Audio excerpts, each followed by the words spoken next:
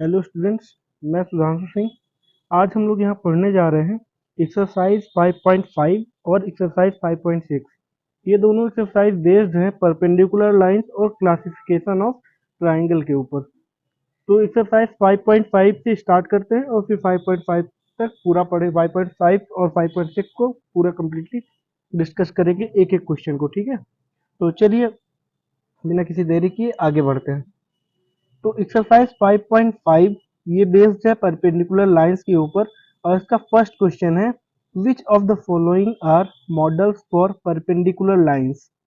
इसमें बेसिकली हमें बताना है, कुछ एग्जांपल्स दिए हुए हैं कि ये जो एग्जांपल्स हैं ये परपेंडिकुलर लाइंस पे बेस्ड हैं कि नहीं है। क्या ये एग्जांपल्स परपेंडिकुलर लाइंस को सेटिस्फाई कर रहे हैं कि नहीं कर रहे हैं, वो उसको उसकी कंडीशंस को देखिए। परपेंडिकुलर लाइंस क्या होती हैं? अगर दो लाइन सेगमेंट्स, एक सपोज ये लाइन है, लाइन सेगमेंट यार ये दोनों एक दूसरे को बाइसेक्ट करती हैं कितने डिग्री पे? 90 डिग्री पे। अगर ये 90 डिग्री पे एक दूसरे को बाइसेक्ट करती हैं तो क्या कहेंगे हम? सपोज इसका नाम मैंने दे दिया ए बी और इसका नाम दे दिया पी क्यू। तो इसको हम कहेंगे कि A B is perpendicular to P Q. ये इसका कंडीशन होती है कि इस तरह परपेंडिकुलर हम कह सकते हैं इनको। ठीक है, तो हमें देखना है कि ये सारी जो एग्जांपल्स दिए गए हैं ये परपेंडिकुलर लाइंस को बताते हैं कि परपेंडिकुलर लाइंस है कि नहीं है। ये सारी चीजें हम लोग को देखना है। तो चलिए एग्जांपल पहला जो हमारा कह रहा है adjacent edge of a table top. अगर कोई एक टेबल है उसका टॉप है, टेबल का टॉप है, तो उसके जो एडजेसेंट एज होंगे क्या वो परपेंडिकुलर होंगे एक दूसरे पे? देखिए टेबल का जो टॉप होता है वो कुछ ऐसा होता है और इसके एडजेसेंट एज कौन कौन से होंगे? ये दो एडजेसेंट एज होंगे, या ये दोनों एडजेसेंट एज होंगे, या तो ये दोनों एडजेसेंट एज होंगे। मतलब कोई भी बगल वाले जो एज होंगे वो एडजेसेंट एज होंगे, साइड्स होंगी। तो ये जो एडजेसेंट एज है क्या ये परपेंडिकुलर फॉर्म कर रहा होता है? तो ये देखिए, अगर ये पॉइंट ऑफ इंटरसेक्शन की बात करें तो जिस पॉइंट ऑफ इंटरसेक्शन पे ये दोनों एज एक दूसरे को इंटरसेक्ट कर रहे हैं, बाई इंटरसेक्ट कर रहे हैं, वो क्या फॉर्म कर रहा है? 90 डिग्री का फॉर्मेशन कर रहा है। तो इसके चारों जो वर्टेक्स हैं वहाँ पे 90 डिग्री का फॉर्मेशन हो रहा होता है। तो इसलिए ये क्या है? ये परपेंडिकुलर लाइंस को शो करता है। तो ये क्या होगा? परपेंडिकुलर होंगे। तो उसके बाद lines of a railway track. देखिए अगर सेकंड बी वाले की बात करें तो जो रेलवे ट्रैक की बात कर रहा है तो रेलवे ट्रैक की जो लाइंस होती हैं वो कुछ ऐसी होती हैं। इसी पे तो ट्रेन चलती है ना। तो ये जो लाइंस होती हैं ये परपेंडिकुलर नहीं होती हैं, ये क्या होती हैं? पैरेलल होती हैं। ये पैरेलल होती हैं।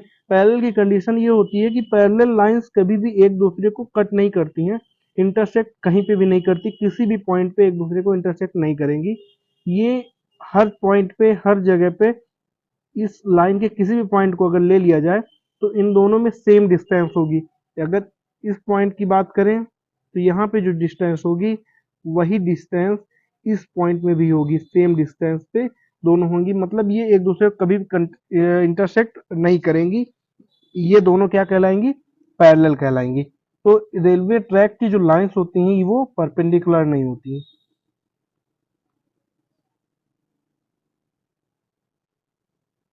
Not perpendicular. ठीक है, उसके बाद या इसको हम बोल सकते हैं ये पैरेलल होती हैं। ठीक, परपेंडिकुलर नहीं होती, पैरेलल होती हैं। Line segment forming the letter L. देखिए अगर एल लेटर की बात करें तो एल लेटर हमारा दो लाइन सेगमेंट से मिलकर के बना होता है।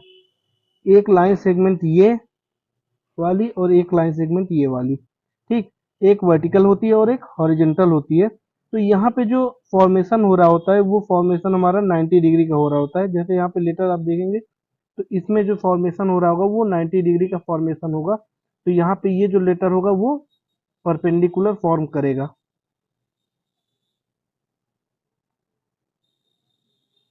ठीक, ये परपेंडिकुलर होगा। लेटर वी में, तो वी जो होता है उसमें भी दो लाइन सेगमेंट होती है, लेकिन यहाँ पे जो ये एंगल होता है वो 90 डिग्री का नहीं होता है, यहाँ पे कोई एक्यूट एंगल होता है। तो ये क्या होगा? Not perpendicular.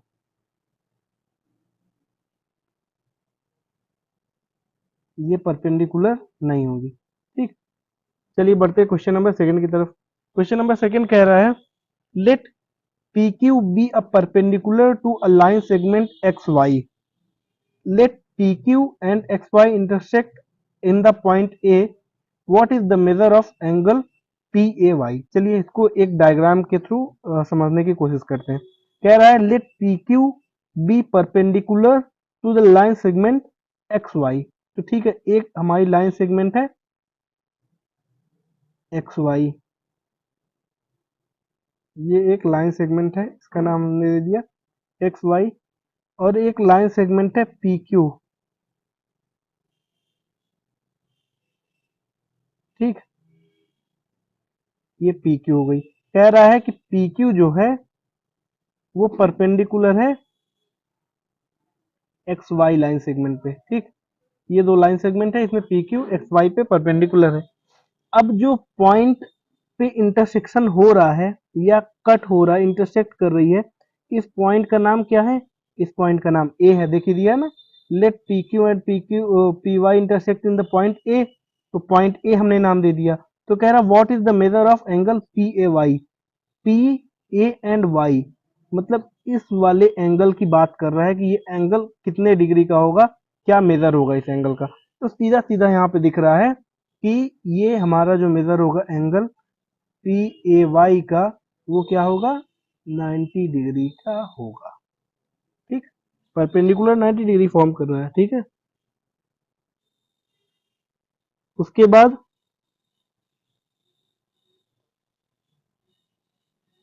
बढ़ते हैं क्वेश्चन नंबर 3 की तरफ। Question number 3, there are two set squares in your box. What is the measure of angle that are formed at their corners? Do they have any angle measure that is common? देखिए कह रहा है कि आपके पास एक geometry box होगा, उस पे कुछ स्क्वायर सेट होंगे, एक स्क्वायर सेट होगा, वो एक ऐसा कुछ होगा, इस शेप का होगा, और एक जो होगा वो किस शेप का होगा?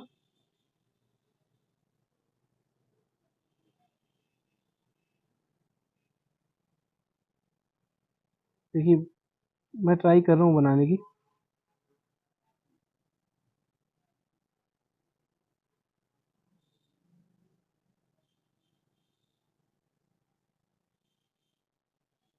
एक कुछ इस टाइप का होगा, एक थोड़ा सा हल्का सा एक साइड से लंबा होगा, और एक ऐसा होगा जिसकी दो साइड से इक्वल होगी, एक साइड थोड़ी सी लंबी होगी। ठीक है, इसमें ये वाली साइड लंबी होगी, इसकी वाली छोटी होगी थोड़ा, और ये वाली सबसे लंबी होगी।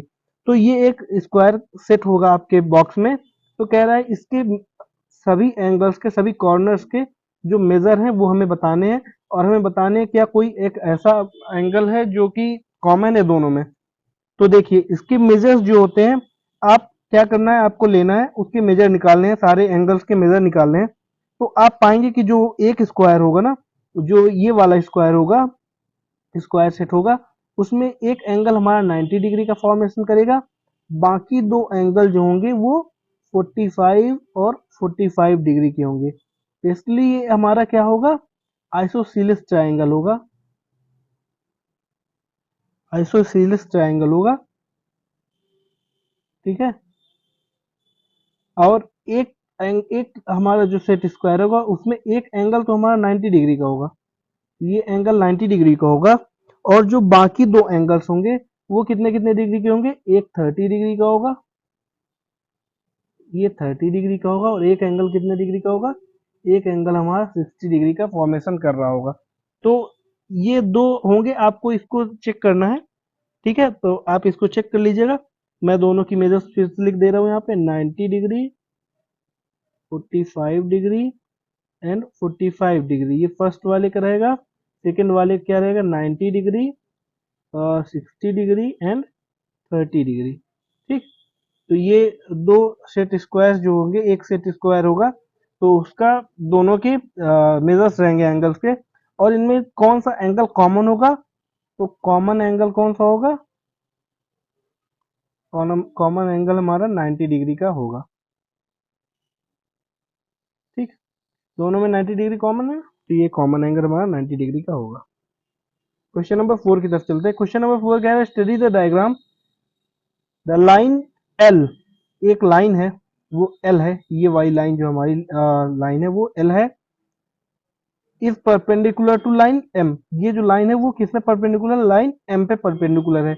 इज, पहला क्वेश्चन जो कह रहा है, is c e equal to e g, कह रहा है क्या सी ई इक्वल टू ई जी है। देखिए तो देखते हैं सीई कहाँ है हमारा। सीई जो है, सीई है ये वाला जो पॉइंट है, ये यहाँ यहाँ से सी से लेकर के 5 तक का जो पॉइंट है वो सीई है। और फिर ईजी कहाँ है, ईजी हमारा ई से लेकर के जी तक का जो पॉइंट है 5 से 7 तक का वो ईजी है। तो सीई की जो मेजर है वो कितनी है, 1 एंड 2 यूनिट्स, और ईजी की मेजर कितनी है, वो भी 2 यूनिट्स है। अब अगर 2 यूनिट्स है दोनों की, तो ये दोनों इक्वल होंगे, ठीक है, तो ये वाला हमारा ट्रू होगा। फर्स्ट वाला क्या होगा, फर्स्ट वाला ट्रू होगा। ट्रू बोल सकते हैं या इसको बोल सकते हैं यस बोथ मेजर्स 2 यूनिट्स, ठीक है, दोनों 2 यूनिट की मेजर पे हैं। डज पीई बाइसेक्ट, बी वाले पे आइए, देखिए डज पीई बाइसेक्ट सीजी, क्या पीई जो दिया हुआ है वो सीजी को बाइसेक्ट कर रहा है। तो पीई कौन सा, पीई क्या है, पीई हमारा ये वाली लाइन सेगमेंट है। क्या ये लाइन सेगमेंट हमारी किसको, सीजी को बाइसेक्ट कर रही, जो सीजी है ये वाला पॉइंट है, ठीक है, सीजी को बाइसेक्ट कर रही कि नहीं कर रही। तो देखिए यहाँ पे जो सी और ई है, देखिए सी ई इक्वल टू हमारा क्या आता है, ई जी आ रहा है। अगर ऐसा आ रहा है और ई जो है मिड पॉइंट का काम कर रहा है, ई हमारा मिड पॉइंट है, तो क्या होगा, जो पीई होगा वो क्या होगा, बाइसेक्टर होगा या परपेंडिकुलर बाइसेक्टर, इसको परपेंडिकुलर बाइसेक्टर बोल सकते हैं, ठीक। तो इस पे लिख दे yes because c is equal to e g, ठीक है। उसके बाद थर्ड वाले क्वेश्चन पे आइए, identify any two line segment for which p is perpendicular bisector.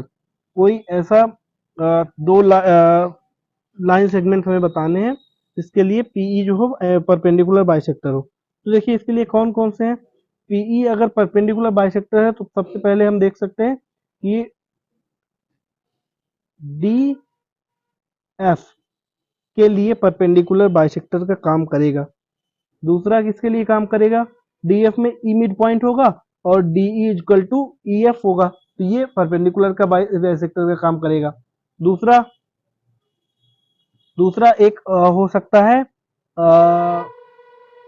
B H, ठीक है, बी एच के लिए जो हमारी बी एच लाइन सेगमेंट है, बी एच के लिए भी ये परपेंडिकुलर का बाइसेक्टर का काम कर रहा है, कौन, पीई, ठीक है। उसके बाद एक और हमारे पास है, वो क्या है, सीजी। सीजी की बात करें तो सीजी देखिए, सीजी में भी डीई और ईजी हमारे आ, दो ऐसी दोनों की यूनिट जो है दो दो यूनिट होगी, और ये क्या कहलाएगा, परपेंडिकुलर बाइसेक्टर हमारा पीई कहलाएगा दोनों के लिए, ठीक है, तीनों के लिए। तो आगे बढ़ते हैं क्वेश्चन नंबर 4 की तरफ, डी देखते हैं। आर दीज ट्रू, क्या ये ट्रू हैं, ये जो स्टेटमेंट दिए गए हैं ये ट्रू है कि नहीं। A c is greater than f g, ये बात तो ट्रू है। E c AC is greater than FG, AC की यूनिट क्या है, 2 है, और FG की यूनिट क्या है, 1 यूनिट की है, तो ठीक है, तो ये ग्रेटर हुआ है AC। फिर CD इक्वल टू GH, ये भी ट्रू है। कैसे, CD इक्वल टू GH, दोनों की यूनिट कितनी है, 1 यूनिट है, दोनों की मेजर। फिर BC is less than EH, तो BC की यूनिट क्या है, 1, और EH की यूनिट क्या है, 1 2 3, 3 यूनिट, तो हमारा BC जो है वो छोटा, ये भी ट्रू होगा, ठीक। एक्सरसाइज 5.5 यहाँ पे ओवर होती है, एक्सरसाइज 5.6 की तरफ चलते हैं, और इस पे ट्राइंगल्स के प्रॉपर क्लासिफिकेशन या टाइप्स के बारे में क्वेश्चंस पूछे गए हैं। तो एक एक करके इनको डिस्कस करते हैं। क्वेश्चन नंबर 1 कह रहा है name the type of triangle, name the type of following triangles. पहला क्वेश्चन है इसमें, triangle with length of sides 7, 8 and 9। तो आप ये मुझे बताइए कि कोई भी ट्राइंगल जिसके तीनों साइड्स अनइक्वल होते हैं, देखिए यहाँ पे एक भी साइड इक्वल नहीं है, दो साइड्स, कोई भी दो साइड इक्वल नहीं है, तो इसमें सारी साइड्स अलग अलग मेजर्स की हैं। और अगर कोई ऐसा ट्राइंगल जिसके तीनों साइड्स अनइक्वल होते हैं तो उसको हम क्या कहते हैं, स्केलिन ट्राइंगल कहते हैं। क्या कहते हैं, स्केलिन ट्राइंगल कहते हैं, स्केलिन ट्राइंगल। फिर एक ट्राइंगल दिया गया, ट्राइंगल एबीसी। अगर ट्राइंगल एबीसी है उसमें ए बी जो साइड है वो 8.7 सेंटीमीटर है, एसी साइड कौन सी है 7 सेंटीमीटर की और बीसी साइड 6 सेंटीमीटर की। तो तीनों साइड्स का जो मेजर दिया हुआ है वो डिफरेंट है या अनइक्वल है, तो इसको हम क्या कहेंगे, ये भी स्केलिन ट्राइंगल कहलाएगा। ठीक, एक ट्राइंगल दिया गया है पी क्यू आर, एक ट्राइंगल है जिसका नाम है पी क्यू आर, उसमें पी क्यू, क्यू आर और आर पी तीनों साइड्स जो है, ये एक ट्राइंगल है पी क्यू आर, ये तीनों साइड्स इसकी मेजर 5 सेंटीमीटर है, तीनों की मेजर 5 सेंटीमीटर है। तो ये ट्राइंगल कौन सा ट्राइंगल होगा, ये हमारा इक्विलेटरल ट्राइंगल होगा।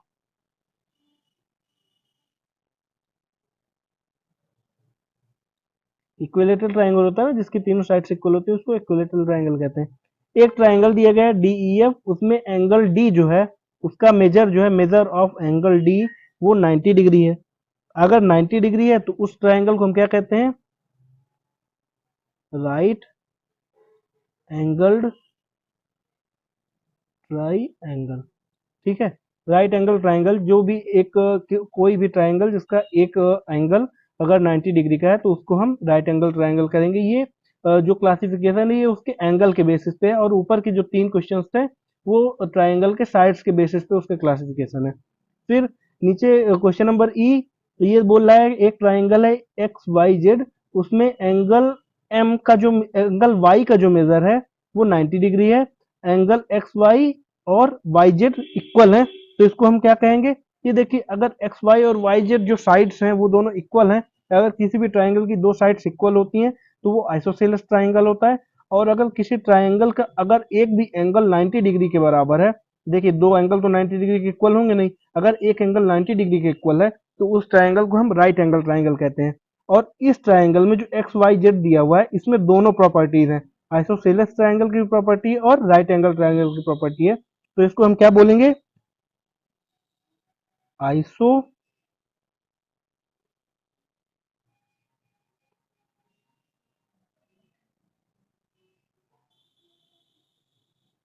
आइसोसेलेस राइट एंगल्ड ट्राइंगल, इसको हम कहेंगे आइसोसेलेस राइट एंगल ट्राइंगल। ठीक है,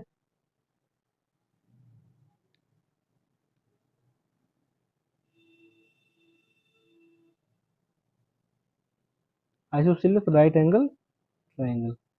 फिर आगे देखिए एक क्वेश्चन नंबर एफ, एक ट्राइंगल दिया हुआ है L M N with angle, जो एम का एल एंगल एल का जो मेजर दिया गया है वो 30 डिग्री दिया हुआ है, एंगल एम का जो मेजर दिया हुआ है वो 70 डिग्री दिया हुआ है, एल का मेजर 30 डिग्री, एम का मेजर क्या है 70 डिग्री, और एंगल एन का मेजर 80 डिग्री दिया हुआ है। तीनों एंगल्स का मेजर जो है वो 90 डिग्री से कम है, और कोई भी ट्राइंगल जिसके तीनों एंगल्स का मेजर 90 डिग्री से कम होता है तो उसे क्या कहते हैं, एक्यूट एंगल्ड ट्राइंगल। ठीक है, ठीक, ये क्वेश्चन बहुत इजी था। Question number 2, match the following, ये कह रहा है मैच करना है। तो पहला इसमें जो क्वेश्चन दिया गया है, देखिए उसको, उसमें दो कॉलम दिए गए हैं, एक दिया गया है मेजर ऑफ ट्राइंगल, इधर साइड मेजर ऑफ ट्राइंगल दिया है, इधर टाइप्स ऑफ ट्राइंगल दिए गए हैं। तो मेजर ऑफ ट्राइंगल को देख करके हमें बताना है वो किस टाइप का ट्राइंगल है। पहला जो है इसमें बोला है 3 साइड्स ऑफ इक्वल लेंथ, अगर कोई ट्राइंगल है जिसका तीनों साइड्स इक्वल लेंथ की हैं तो उस ट्रायंगल को हम क्या कहते हैं, उस ट्रायंगल को हम इक्विलेटरल ट्रायंगल कहते हैं। तो देखिए इक्विलेटरल ट्रायंगल हमारा ई वाले पे है, तो ये ई से मैच करेगा। Two sides of equal length, अगर कोई ट्रायंगल है जिसकी दो साइड्स इक्वल लेंथ की हैं, तो उस ट्रायंगल को हम क्या कहते हैं, उस ट्रायंगल को हम आइसोसेलेस ट्रायंगल कहते हैं। तो ये आइसोसेलेस हो जाएगा। फिर all sides are of different length, अगर कोई ट्रायंगल है जिसकी सारी साइड्स डिफरेंट लेंथ की हैं, तो उसको हम क्या कहेंगे, उसको हम स्केलिन ट्रायंगल कहते हैं। ठीक है।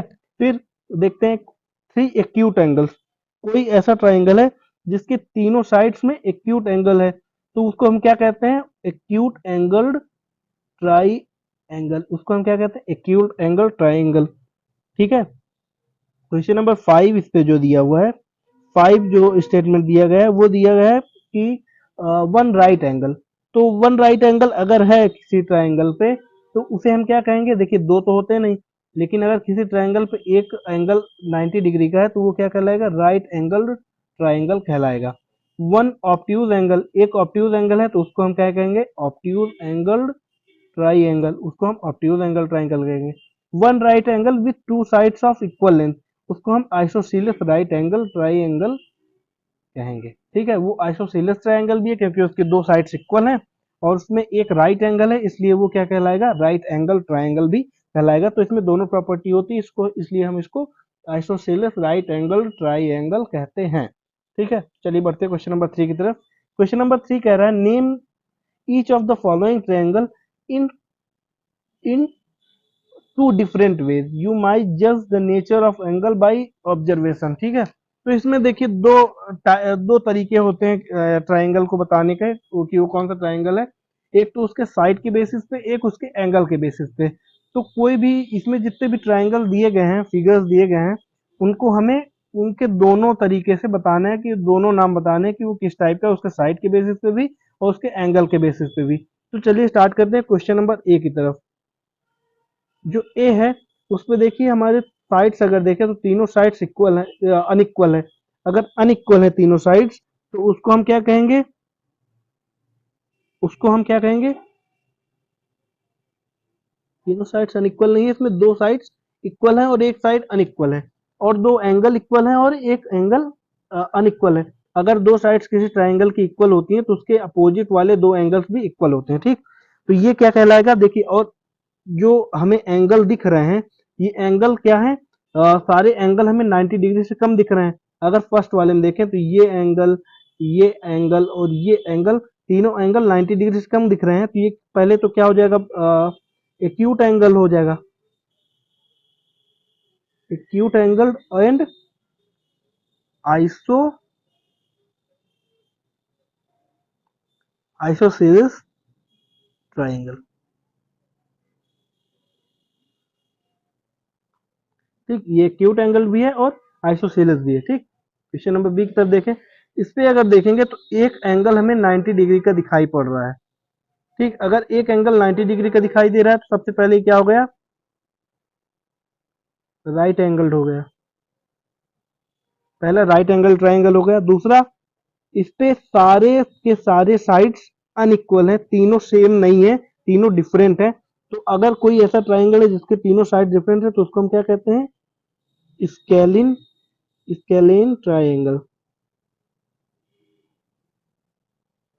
ठीक है। सी देखिए, सी में क्या है, इस पे देखिए एक एंगल हमको साफ साफ दिख रहा है कि ये 90 डिग्री से बड़ा है। अगर 90 डिग्री से बड़ा है तो इसको हम क्या कहेंगे, ऑब्ट्यूज एंगल्ड ट्राइंगल।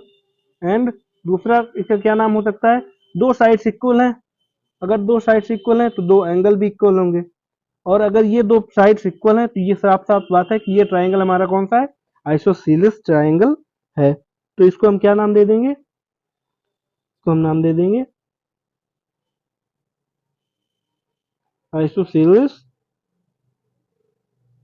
ट्राइंगल। ठीक है। क्वेश्चन नंबर डी देखिए, फिगर डी देखिए, फिगर डी में देखिए दो साइड साफ साफ दिख रहा है कि इक्वल है, और एक एंगल हमें 90 डिग्री का फॉर्मेशन करके देख रहा है। तो ये दो एंगल हमारे 45 के हो जाएंगे।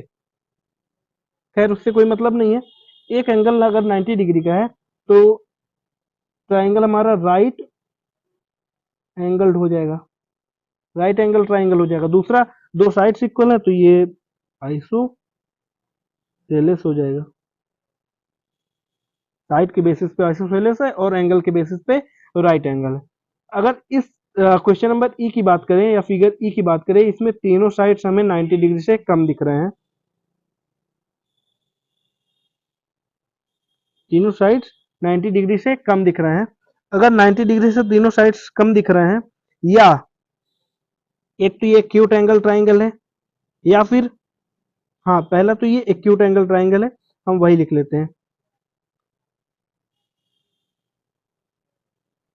ठीक, एक्यूट एंगल है। दूसरा, अब साइड को देखा जाए तो ई वाले में, ई फिगर जो है इसमें साइड जो है तीनों साइड्स इक्वल हैं। अगर तीनों साइड्स इक्वल होती है तो वो कौन सा होता है? इक्विलेटरल ट्रायंगल कहलाता है।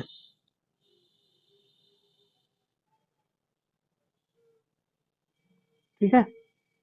एफ की बात करें, क्वेश्चन नंबर एफ की यहाँ पे लिख लेते हैं। एफ में देखिए, एक एंगल जो ये बना हुआ है, ये एंगल बताइए मुझे 90 डिग्री से ज्यादा है कि कम है? साफ साफ पता चल रहा है कि ये हमारा एंगल 90 डिग्री से ज्यादा है। अगर ये एंगल हमारा 90 डिग्री से ज्यादा है, ये हमारा ऑब्ट्यूज एंगल्ड ट्राइंगल होगा। दूसरा, तीनों साइड्स अनइक्वल है। अगर तीनों साइड्स अनइक्वल है तो ये क्या कहलाएगा? Scalene scalene triangle. ठीक, ठीक बात है। चलिए क्वेश्चन नंबर 4। क्वेश्चन नंबर 4 देखिए, इसमें ये जो क्वेश्चन है इसको आपको होमवर्क के तौर पे दूंगा मैं आपके साथ डिस्कस कर लेते हैं इसको कैसे करना है। बाकी आप लोग इसको घर पे करके देखिएगा बढ़िया से। ये क्वेश्चन कह रहा है try to construct triangle using match stick. Match stick जानते हैं, माचिस। तो कुछ माचिस की तिलियां आपको लेनी है या मैच स्टिक्स को लेनी है। अब उनको क्या करना है? अरेंज करना है। किस बेसिस पे? देखिए, थ्री मैच स्टिक्स को यूज करके आपको एक ट्रायंगल फॉर्म करना है और बताना है यहाँ पे क्या वो ट्रायंगल फॉर्म हो रहा है कि नहीं फॉर्म हो रहा है। ठीक, तो देखिए, अगर थ्री मैच स्टिक्स को लें, देखिए कैसे करना है। एक मैच स्टिक सपोज हमारी ये हो जाएगी, दूसरी मैच स्टिक ये हो जाएगी, और तीसरी मैच स्टिक ये हो सकती है। ठीक, ये तीन मैच स्टिक्स हैं, इनका यूज करके हम एक ट्रायंगल का फॉर्मेशन कर सकते हैं। ठीक, तो ये भी सही हो जाएगा, ट्रू हो जाएगा या ठीक है।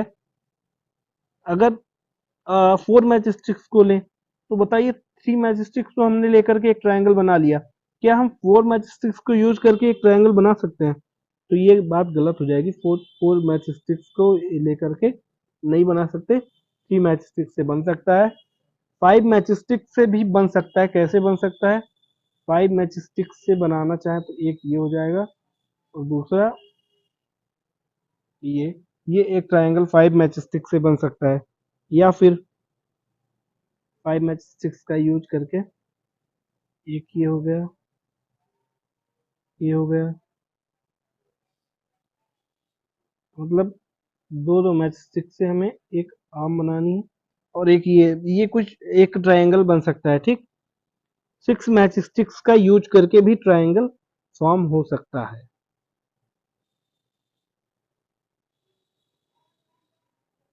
ठीक है, तो वो भी आप लोग देख लीजिएगा कैसे बन सकता है। देखिए, एक तो ये बन गया,